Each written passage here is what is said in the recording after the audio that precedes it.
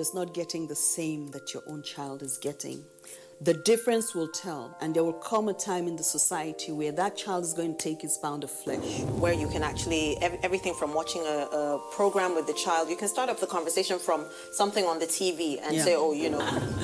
For me, it's like, hurry up with this business. And the other one said, Auntie, it's not about me, it's about the guys. They're not ready to marry. Yes. If she wants to ask something, no, I know my mother very well. In fact, the most interesting one is when I put up pictures on WhatsApp, you know, Snapchat filters and all that, she will call me, remove that picture. There was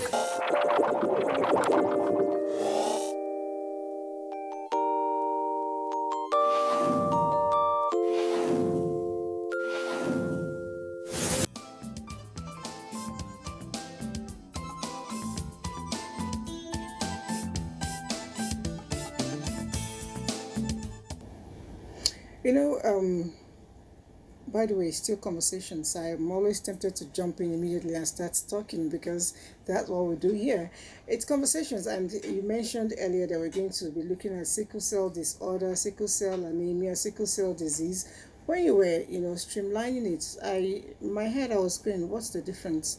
When is it a disorder? When is it a disease? When is it anemia? I don't know. Can you enlighten I really don't know myself, but I know that the terms are used interchangeably. I recall mentioning one time, I said something about sickle cell anemia, and somebody corrected me, a medical practitioner corrected me that no, it's a sickle cell disorder. And then somebody else said it's sickle cell disease. So I just mentioned all the plethora of names, whichever one works best for you, whichever one you're most conversant with. That's what we're talking about today. What's your take on that? Yeah, I mean, it's basically the same thing anyways. The anemia, I think, is because we know every sickle cell warrior is anemic. Anyway, so that's where the anemia comes from. And the disorder is just the blood being sickled, being misshaped, which makes it that disorder. shape that you have. Which makes it the disorder part of it.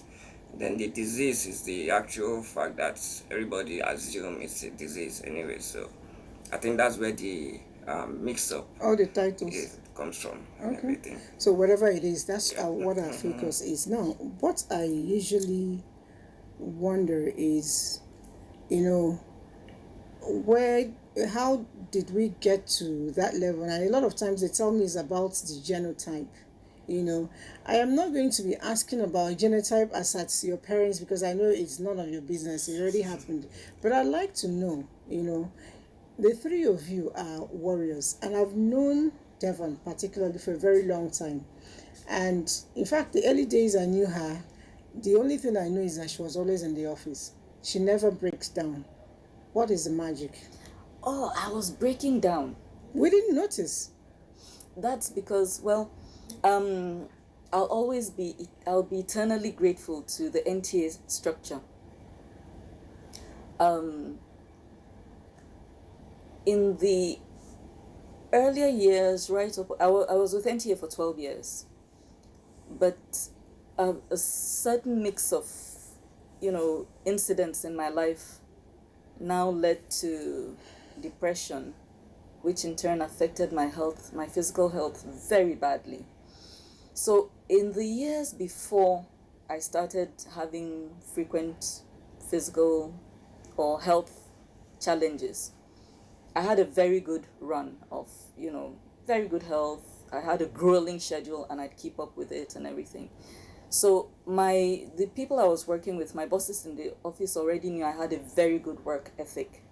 So when my health challenges started becoming more frequent, they were sympathetic. They were able to accommodate the situation and they gave me all the support system I needed. I was given the privacy I needed. It was never, if anybody in the office knew I was ill, it wasn't coming from management. It was me telling my friends or colleagues, this is the reason I've not been in the office and so on and so forth. So it was well managed. And that was because whenever I am not ill, I'm giving my 110%. My program never fails. If it fails, then it's certainly a circumstance outside what I can control and so on and so forth. So I had a very good work ethic, and the bosses I was working with really appreciated that. So for those times when I wasn't well, enough to do what I needed to do. I always had a support system.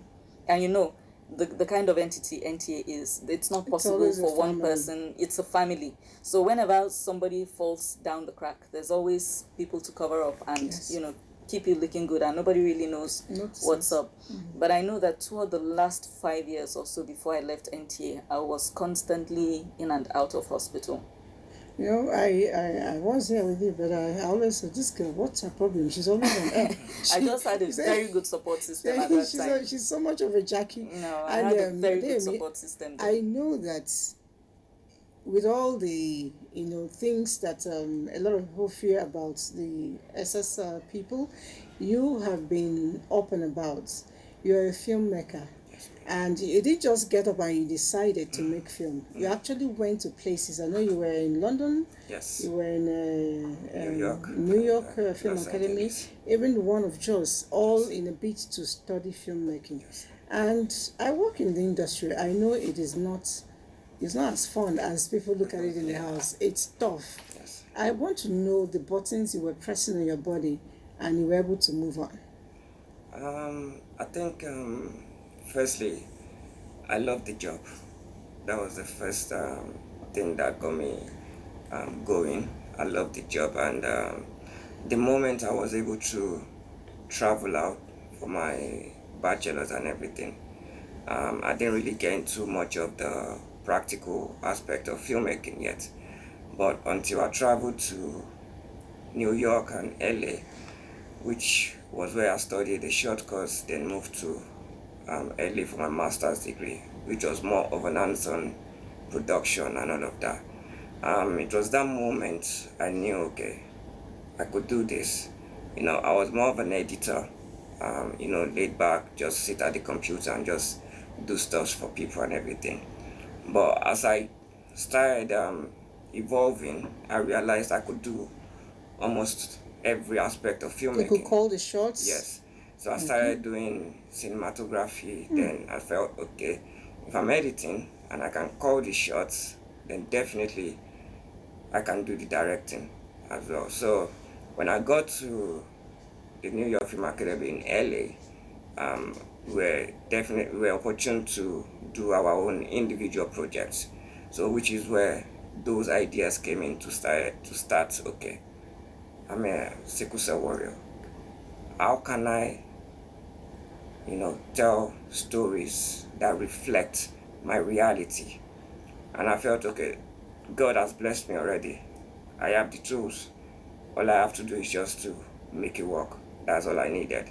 So from that moment, from my first 2 short films to my feature film, which I did in recent times, I was somebody that even when I fell ill and I was discharged from the hospital, the moment I got home, the next day I'm back at the office. I'm working. They complain a lot and all of that, but I kept telling them that I would rest when I die. You will rest when you die? Yes. That's So a let me tough do one. whatever I can do now. And because of the mindset or the idea that people have when it comes to sickle cell warriors, that okay, your lifespan is limited and all of that, so you felt okay, you need to rush and do certain things and make things work, let people see you, leave a legacy and all of that. So I think that was what pushed me the most, and I was lucky as well to have people that I worked with. They were incredible people, and I have my own company as well, which made it easier. And aside that, the family. What's the name of your company? Epitome Studios. Epitome Studio. Yes. Okay, it's a production house. It's a production house. So we decided to do that and produce whatever I needed to produce. And my focus was solely focused on sickle cell, because I needed a way for people to understand what we're going through. Did you also try to act in the movie? No. It would have been nice to see you in it. Director, I know you have a bit of that movie. If you're ready with it, kindly let me know so that we can we can, see a bit of what he's done. Are you ready? Okay, so let's just see it at once. I've told you that. Don't you understand? It's not going to come true in my lifetime. Mommy, kí ló ṣẹlẹ̀ now, mommy? It is not going to work out like that. You had better give yourself a rethink now. Daddy. Timba gbọ́ daddy lẹ́nu ẹ̀. Shebi like father, like son. He took after you. Oh. He took after you. A very stubborn and inconsiderate child of yours. Well, he is his father's son now. Eh? He is your son. Ọmọ ẹni. Ẹnu ẹ̀ láwà yìí. Ó wà bọ́ lórí títì ni. You, agbẹ́ni colonial àǹgbọ̀rọ̀ èṣù, I will show you. Kí ló dé tẹ́yìn ẹgbẹ́nu sílẹ̀ ń bẹ̀ kẹ́ bá sòótọ́ ọ̀rọ̀ ẹ̀ ń fẹ́ yín? Àbí? Get out of my parlour.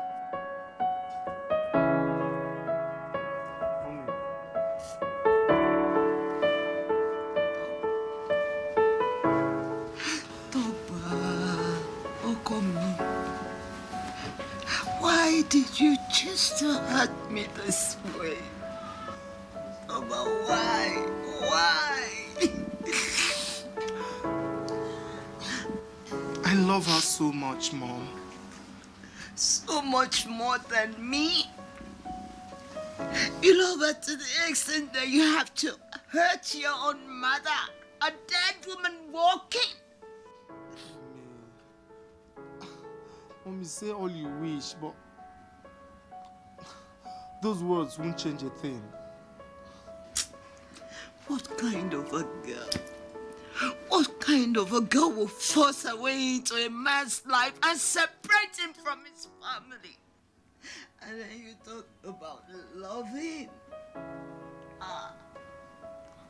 I'm hurting. Is this what you want? Mom. Wow. Afiz, Yes, ma'am. you actually did that. Yes, ma'am. Was there any expo somewhere? I really felt touched. But for me, I don't know. I should just say congratulations in a big way, in capital letters, if you can actually see me spell them out. It's lovely. We'll get to talk more about that, but let me quickly move to Ms. Mohammed here, who is an accountant turned writer as well. How has the journey been for you? Well, like any typical warrior, it has not been an easy journey. But for most of us, what drives us is that ambition, that determination that, look, we must not give up. No matter the struggle we are going through, we must survive. And happily enough, I have very supportive parents, family generally. So all these things aided in my struggle. And by the time I start working, like Divan mentioned something about good work ethics, that really played well for me. I was with Daily Trust. You worked with them? Yes, for almost 18 years. I was the GM Finance, General Manager Finance. And honestly, the environment that I worked made things very easy for me. From almost immediately I joined the company, I have free access to it. Unlike even before they approved that same facility for their staff, they already did that for me. So working in such an environment makes your job easier, and of course you don't delay things. Afis was saying something like, whatever you want to achieve it on time. That thing goes for all that. Look, whatever you can achieve today, don't delay it tomorrow. And that's the style with which I work. You can't bring a file to my table, then you find it lying down. Except some that demand critical thinking, you want to sleep over. But all my work, I clear my table every day. So these are the things that help us, yes, on our work side, on our medical side, and we were ensure, oh, my doctor said this, I have to keep to it. Even though we find out something about our crisis is that no matter how you are meticulous with all the regimens that you should keep, you still, the crisis still comes. But then, you always have this, I have a life to live, I have a goal, you keep on moving. So that is how we've been able to survive it. I'd like to know, how did you go into writing? Because accountancy, great, is and unless you're telling me you're writing about accountancy. No, even even my taking a career in accountancy, I would say, is because of my sickle cell. Really? Yes, actually, Where is the correlation? I studied accounting at the university. But after graduation, I left the university in 1990. So after graduation, at that time, not the same thing as obtains now. Passing ICANN exam is really a difficult thing for you then, because the way the whole thing was structured. So I asked myself, after the stress I went through at Ife, do I still want to sit down reading books again? Of course, I was working in an accounting firm. Along the line, I have these nasty complications of sickle cell that I was bedridden for almost 2 years. Wow. I spent almost a year at University College Hospital in Ibadan. Went through surgery and so many things. So by the time I came out of the hospital, I have to start physiotherapy. So that was the only thing I was doing at home.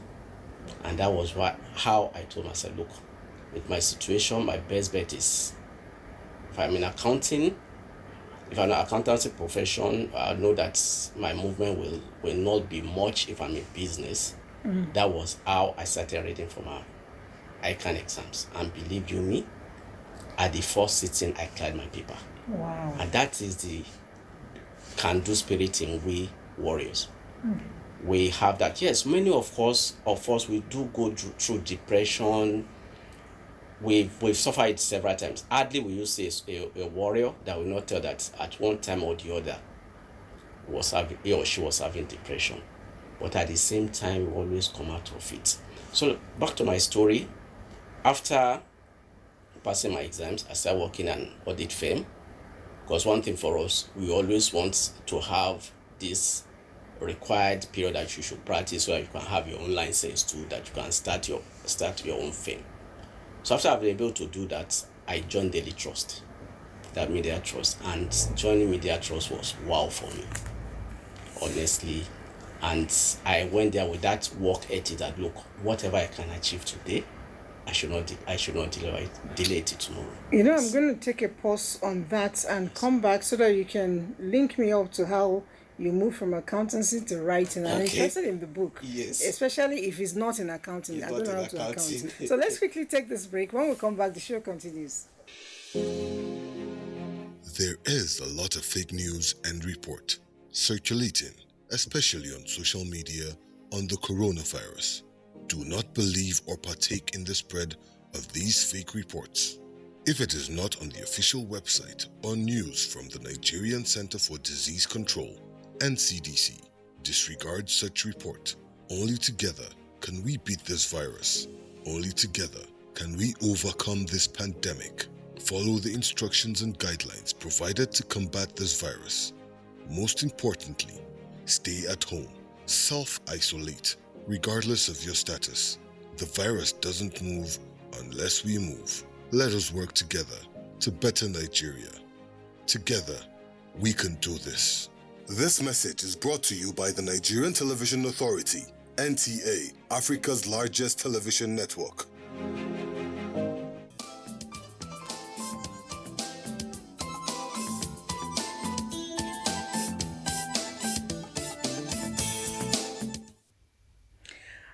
right, if you're just joining us, you haven't missed much, but you've actually missed a lot too.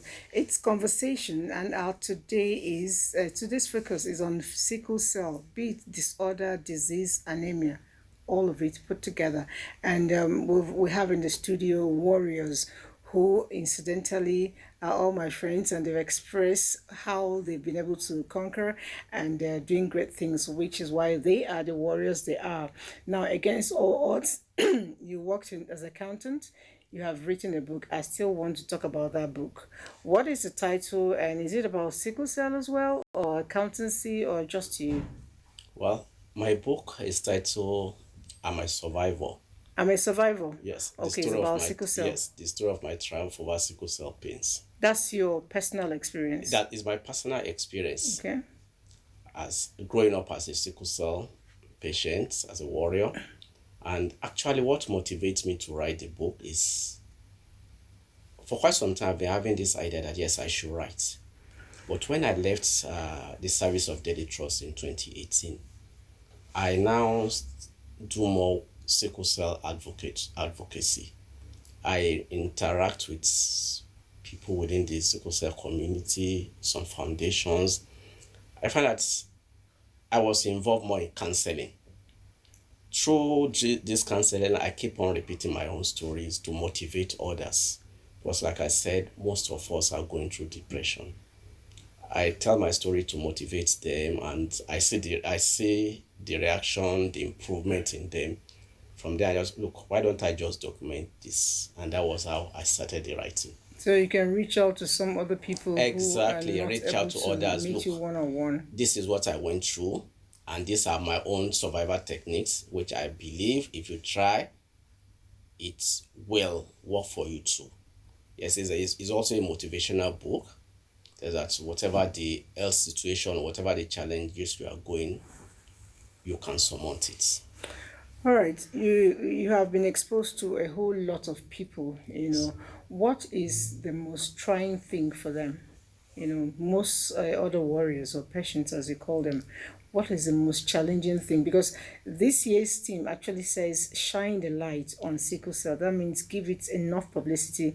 And NTA, in our strides, we've taken the bull by the horn to be the champions, to set the pace rolling for other people. And I want to use your voice and advocate, to find out the touching problems of other people out there.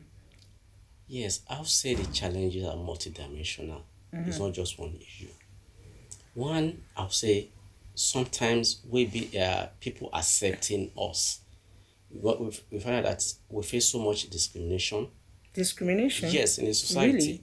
That one is there. I actually think that. Yes, it's true. Wow. We face so much discrimination in the society. But if you go for a job interview now, no matter how good you are, and you dare mention that you're a warrior, honestly, if they are saying yes, this is a good person for us, that one will count against you. In most cases, not in all cases, because I can always say my own case, I thank God for it. That is one, that discrimination. Then issue of access to health is still a challenge to many people.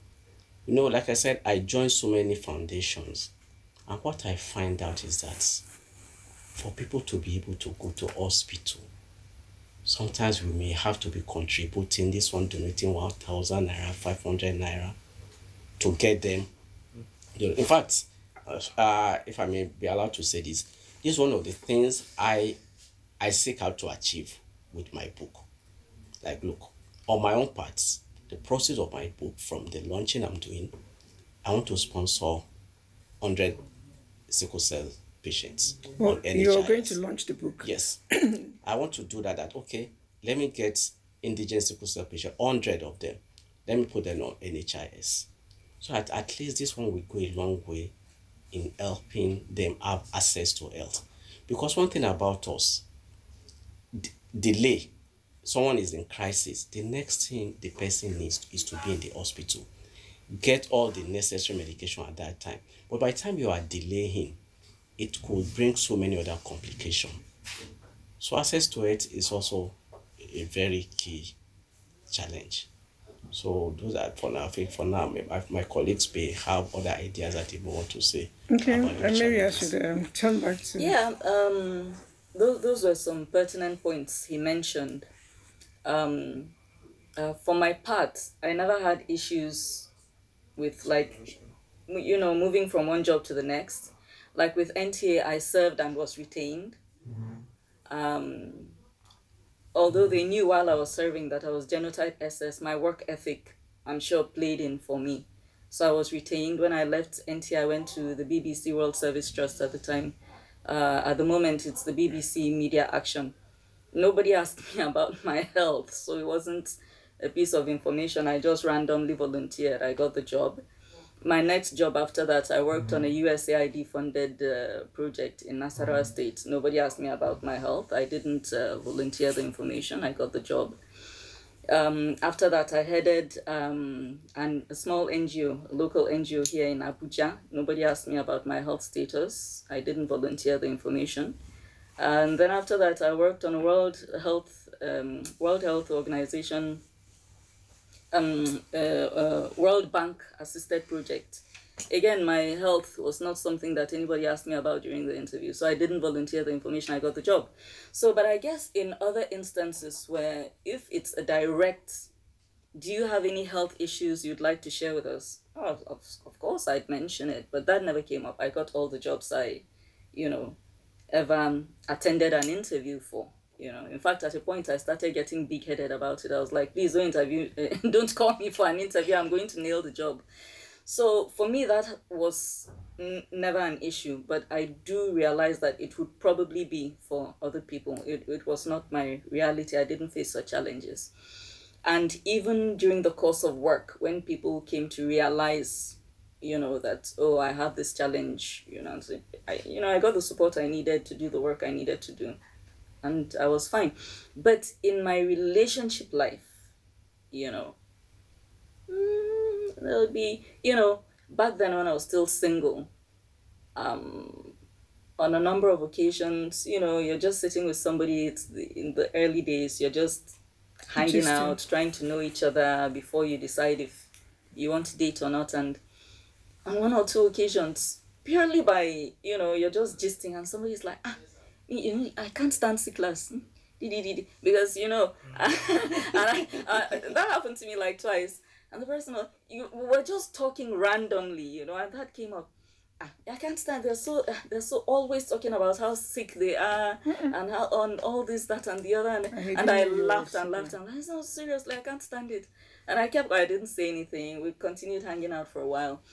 So when the guy eventually got round to actually asking me out, and I said, well, I don't think it'll work, He's like, no, I really enjoy your company. I like you.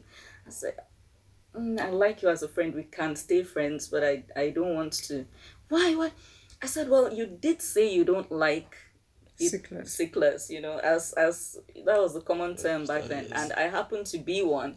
So I don't know how.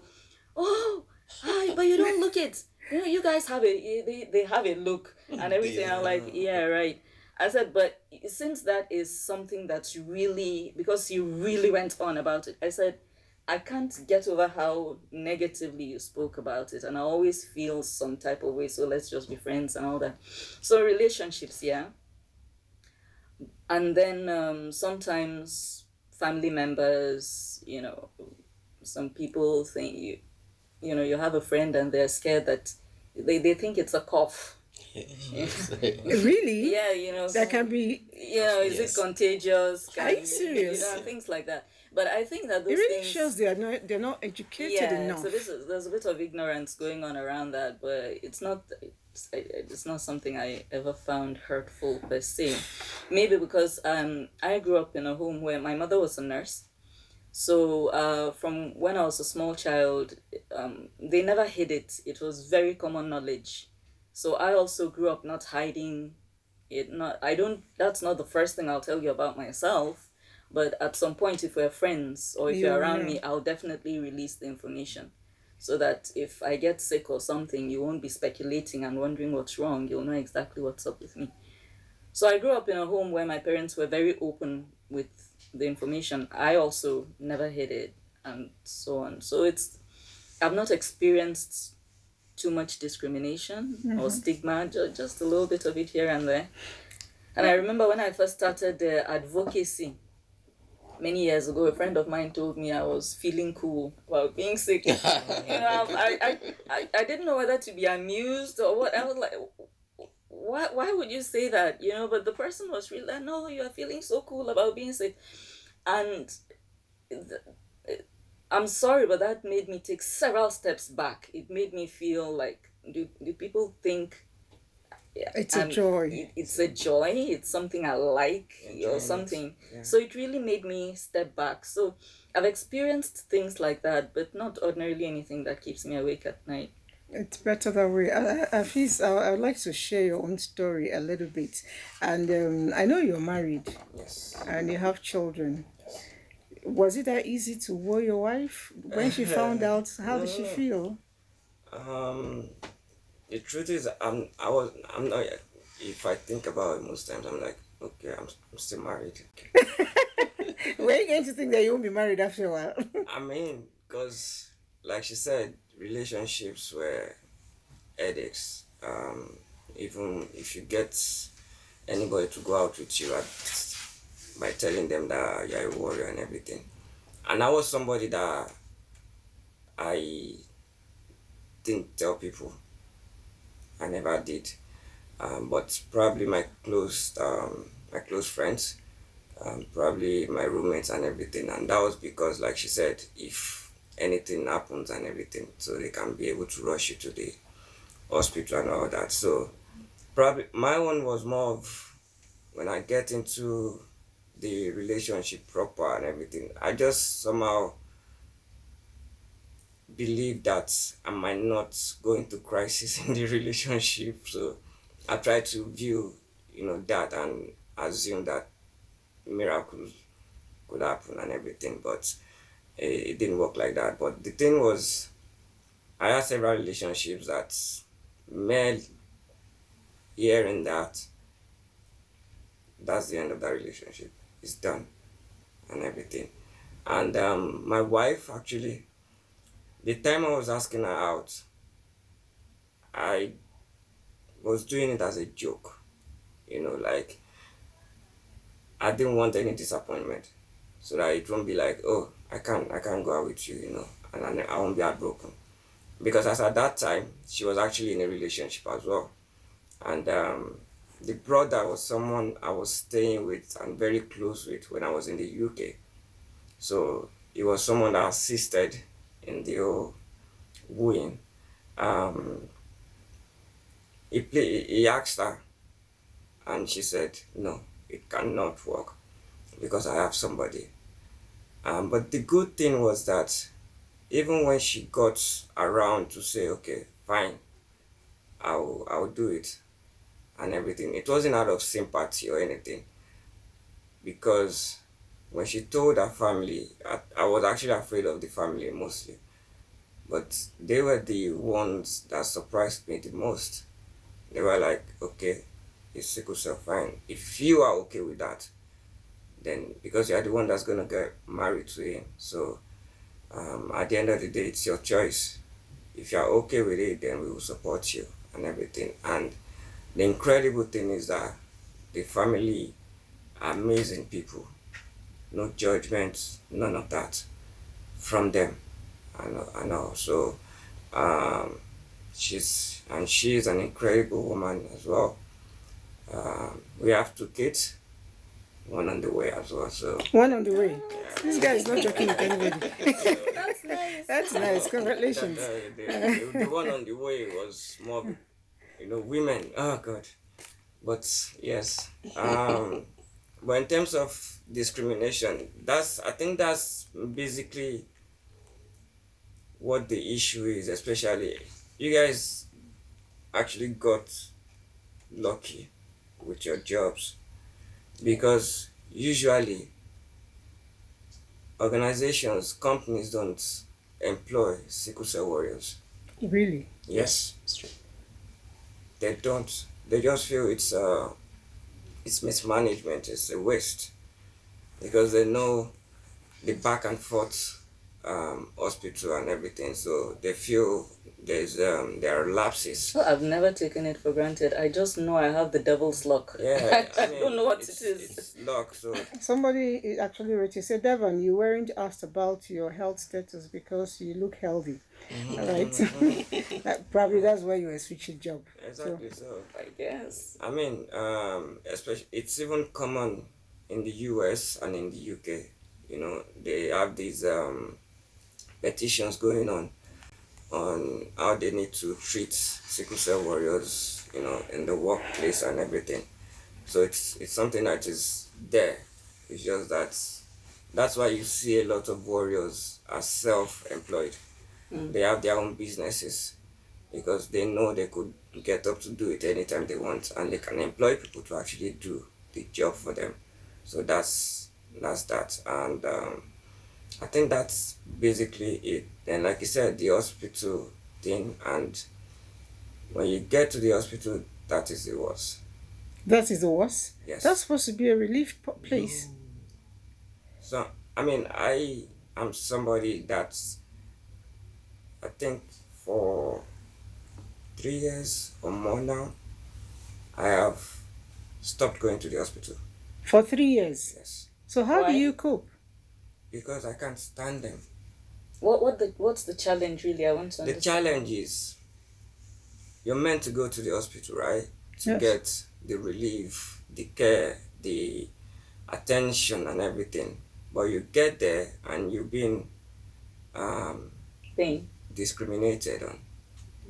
Now, a doctor comes to you and you tell the doctor, okay, I'm in pain. And the thing with most warriors is that we can handle pains Yeah. in terms of not showing it. I almost died one day because I was being strong. Yes. The I'm sorry to interrupt, problem. but the nurse de-escalated what was up with me Because you weren't shouting? because I wasn't screaming and rolling on the floor. Meanwhile, I was almost passing out with pain.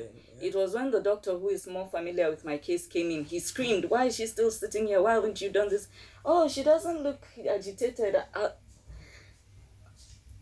That was the most frustrating thing I've ever, because I was sitting there literally doing what I could not. I mean, there are times when you're in so much pain that even to gasp, you are frightened because you feel as if it will escalate the pain. So I was sitting there controlling every last fiber of my being, and this woman had, deprioritized my situation to attend to people who were coming in with headaches and leg pains and this, that, and the other. And the doctor almost had a fit when he came in and saw me sitting there. "Oh, she didn't know. Sorry. Nah, I mean, that's it. Like, we don't show pain, but the thing is, we are dying, you get, and they stroll in, they do whatever, and when you ask, okay, I need my pain meds. Now, they come in with this concept or this idea that you're not supposed to take certain medications. And I'm like, okay, you're right, but I've been on this journey now, so I know what works for me. I know what I'm allergic to, and I know what won't waste our time together. And the next thing that comes out from a medical practitioner's mouth is, "Oh, it's because you're a junkie, you're a drug addict. Oh, You're just here. I've never experienced You're that. just here to He's get a drugs and everything." Yes. I've not experienced that. I spoke to someone recently that just pulled her daughter out of the hospital. The same thing happened to her in front of the mom. The mom was the one that was telling me that this was what she went through. And she was like, you could see that she's in pain. You could see that she's suffering, and you could dare call her that. That happens. And it is the worst, truthfully. So, yeah, I mean, that's there.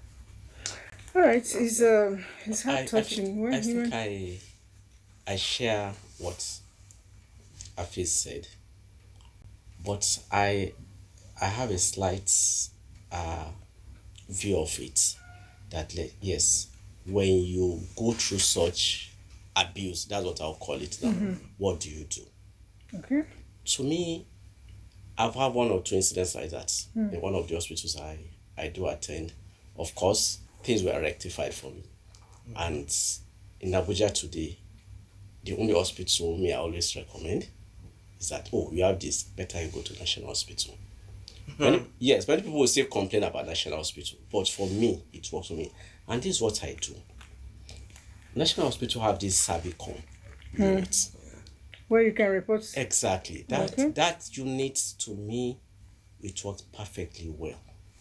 Except that maybe among us, sometimes you feel so frustrated, let me just go back. Some doctors could be nasty.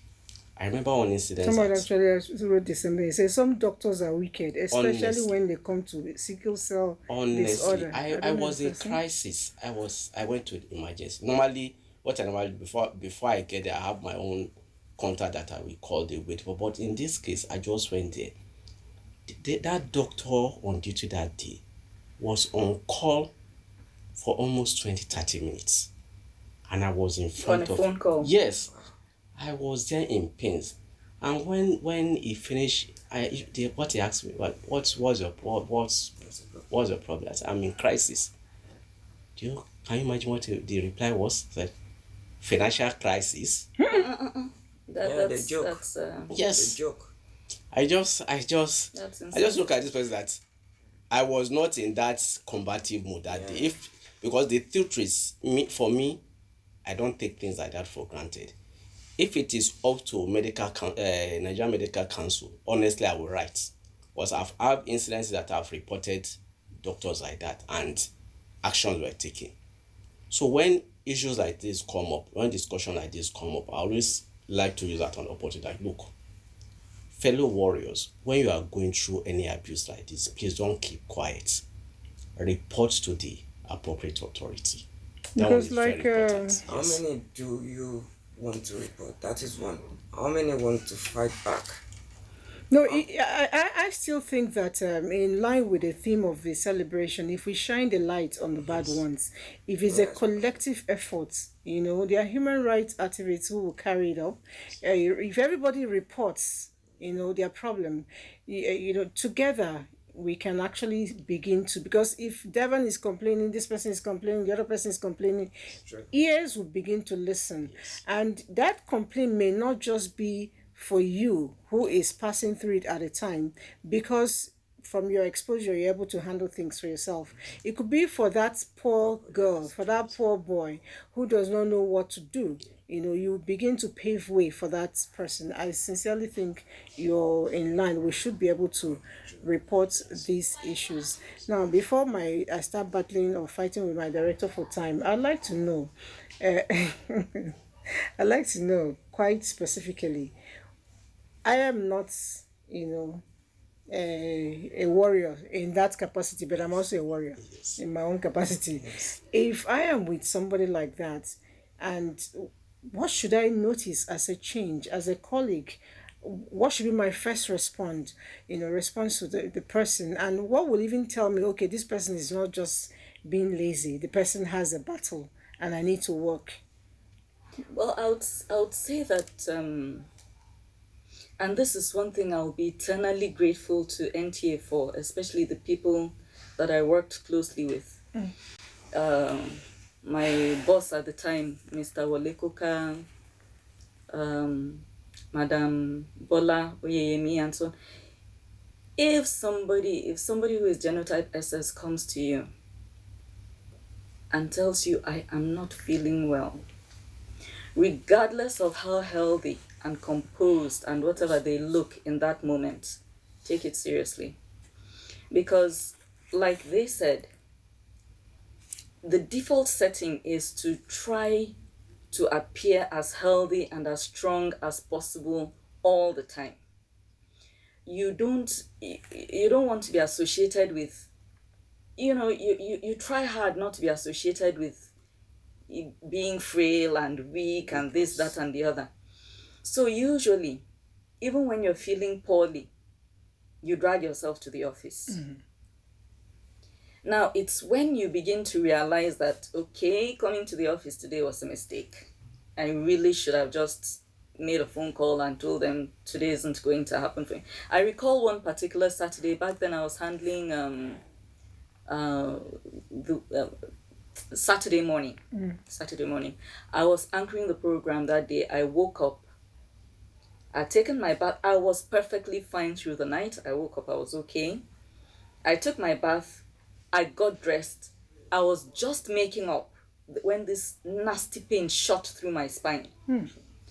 And if that pain had occurred in a limb or anywhere else, I'd have taken the chance and knocked the program off and then taken care of myself.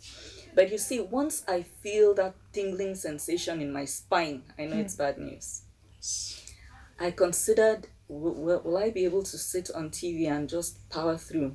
Just try, and with each passing moment, it intensified.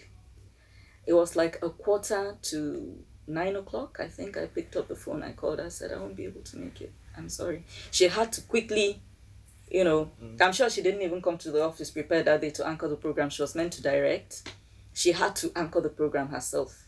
But I wound up, having a bed for 3 nights in hospital. All right. Trying to manage the pain. So the thing is, if somebody comes and communicates to you that they are not feeling well, regardless of how they look, just take it seriously. I quite agree with you, because a lot of times I'm actually down myself, and we use a lot of makeup to brighten up and make sure that people don't get to know, because it's not their business, but it's also their business. On a very party note, very short, you didn't give me the name of that book. The name of the book is I Am a Survivor. I Am a Survivor. The story of my triumph over sickle cell pains. Okay. Yes. And you say it's going to be launched this Saturday. Oh, okay. Yes. Nice. Yes. So I'm expecting that more money will come out and we'll use it to help the other people who are not. What's the title of your film? I want to go and watch it. The Journey of the S. The Journey of the S. S. Yes. S as in just one S? The letter S. The letter S. Oh, okay. That's nice. Journey of the S. Let's quickly take 1 or 2 messages. We've been talking. We weren't able to do that. Good morning, please. How do you cope that over 3 years you have not been in the hospital? How do you treat yourself then? Please tell us. Okay, I think you tried to answer that question. I asked it immediately. Yes. And it says in a book because most people have died, do a lot of abbreviations, but I think basically say go to hospital. Please, rich Nigerians, it should help out as well. They say you guys are good companions and courageous. May God bless us all. Another person from the WhatsApp says, NTA, I like your program. Thank you very much. I can't take too much because of our time, but I would like us to leave with if it's just a sentence of encouragement to everybody who is watching us here. There are mothers who have this issue battling. Just a sentence. Well, I would like to say to the whole society that sickle cell diseases or sickle cell disorder is not a death sentence. So that's the... Okay, Afis? I would say to every warrior, every fighter, regardless of what you're battling, keep fighting, keep living, and keep hoping. Okay, and you must rest. It's not until you die. Rest. Okay, so... And I particularly want to talk to our spouses, our partners, caregivers. Don't get tired. We love you very much and we appreciate your effort and your sacrifices. Thank you very much. And Conversation loves you awesomely so too. So see you again next week and continue to be strong.